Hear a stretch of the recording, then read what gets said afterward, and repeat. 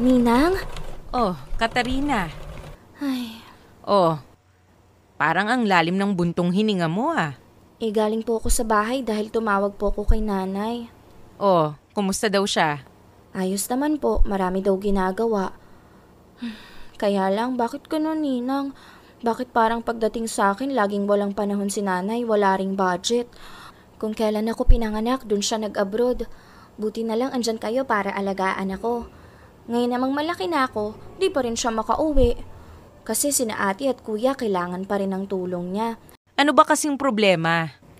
JS prom na po kasi namin sa isang linggo.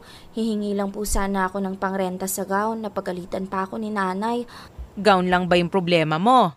Sus! Huwag kang mag-alala. Ipagtatahi kita. Wag na ho.